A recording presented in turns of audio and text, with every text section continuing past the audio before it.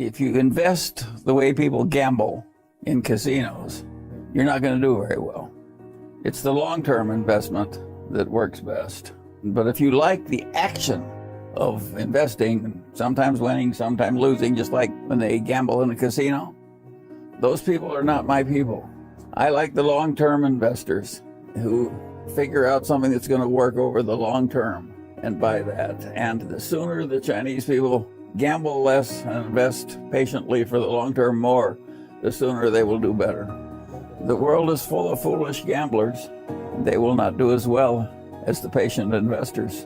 Well, I think it can be learned to some extent, and to some extent you're born with it. There's a saying in America they call a long attention span. They can keep their mind on a game or an activity for a long time until they've solved it. And the Chinese do have a long attention span. And that is a hugely desirable quality because you're more likely to get the right answer if you think deeply and hard about a subject for a long time. And it's odd that a group of people who are so good at having a long attention span like to gamble so much, which is quite counterproductive. A lot of people think there is such a thing as truth in the markets, that the market is going to tell you something just by bouncing around. That is not the way Berkshire Hathaway or Charlie Munger invests money. We have a view as to what the intrinsic value is of what is being traded, and we only buy it when we think it's worth more than we're paying. So we're trying to make a long-term investment by waiting for something to be underpriced and then buying it. And we don't give a damn about all these gamblers in the market. To me, they're just so much froth. And it's a foolish way to spend your time if you want to get rich. The Chinese market is going to create a lot of successful investors.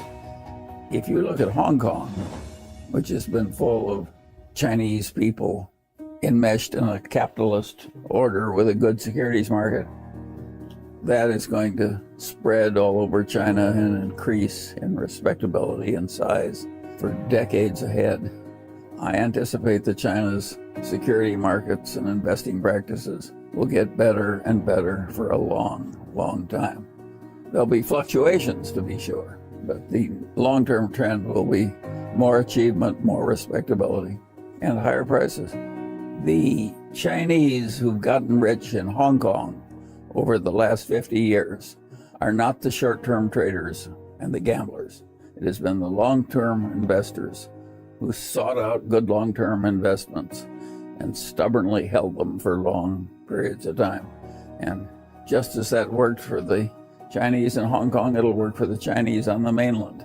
It's not the short-term gambling that's good. It's the identifying the good long-term investment and sticking with it for a long time. My Berkshire Hathaway stock cost me $16 a share, and it's now selling for almost $300,000 a share. That's been a very good investment. It took a long time, and it was a long-term investment where I liked the people I was investing with, and I liked the companies I was investing in. And I just sat there for more than 50 years, and lo and behold, it's worked out very well. And there are lots of stories like that. Lilu and I have been investing together in China for, 15 years, and we have bought a lot of securities and we've sold very few. I have not made very many bad investments. They've been small and not very many. I don't have many bad investments. Neither does Lilu. Basically, the Mungers have three stocks. We've got Berkshire, we've got Costco, and we have an investment in Lilu's partnership. Three things. I'm well along in my 95th year. Three things. You don't need to own a lot of different things to get rich. The New York Times just interviewed and they asked me, why are these people in China so interested in Berkshire Hathaway and Charlie Munger? I know, it's very peculiar. It is very peculiar. Partly the book did it, but why do the Chinese like that book? I think the answer is that it sounds Confucian. China has a deep Confucian ethos. They want people act modestly even though they're rich and powerful. They want people to constantly keep learning and to behave with dignity and reason and improve as they get old and keep working. Those lessons are not confined to one country. It just happens that Warren Buffett and I act like a bunch of people that take Confucianism very seriously. That's why they like us. They know I like books, so he'll give me so many books that I either skim or read through 20 books a week. No, I get lots of books. I read a lot of biography and some history. I read almost no fiction. He asked me what other reason for the reason that we're suddenly popular in China. And I said, there's one more reason, is that Warren and I really like the Chinese. And of course, everybody likes people who like them. So that's what happened. Now you say, why have the Chinese gotten so popular with a couple of Omaha boys? That's something that a lot of Chinese don't understand. If you look at China with the viewpoint of a United States citizen, here is what you see. When the Chinese first came in here, they were trying to build the Transcontinental Railroad in the winter through horrible passes in the steep mountains. And nobody could do it. It was impossible. People were dying and it was just too hard. So they brought in like 50,000 Chinese coolies who were in those days practically slaves. And they took those coolies up into the mountains in the winter and they, you build a railroad. And they did. And the Americans couldn't do it by themselves. Well, that of course made a very favorable impression. Well, fade in, fade out.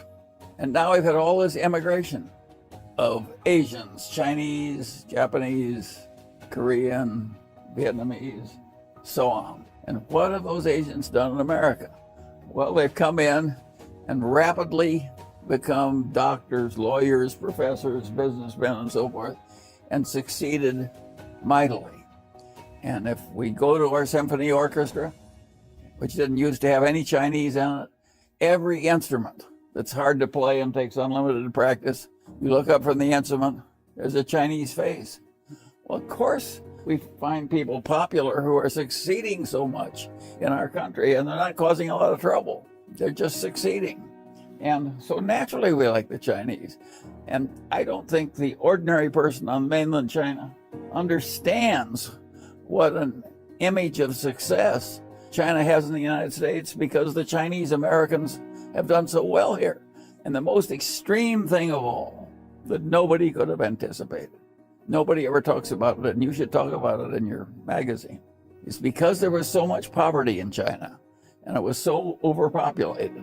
If an American couple were unable to have children of their own, they could always go to China and adopt a Chinese girl from a very poor family. So in every important city of America, people soon learned they got better babies, taking the unwanted Chinese girls from the remote Chinese farms. But those babies, on average, worked out better than if they had their own children. And so everybody that wanted to adopt a child, they don't want an American child. They want a Chinese girl. And of course, all those girls worked out well. And most people in China don't realize how extreme that's been. That's happened in every American city.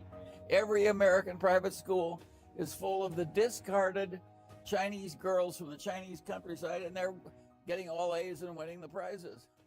And of course, it makes a favorable impression.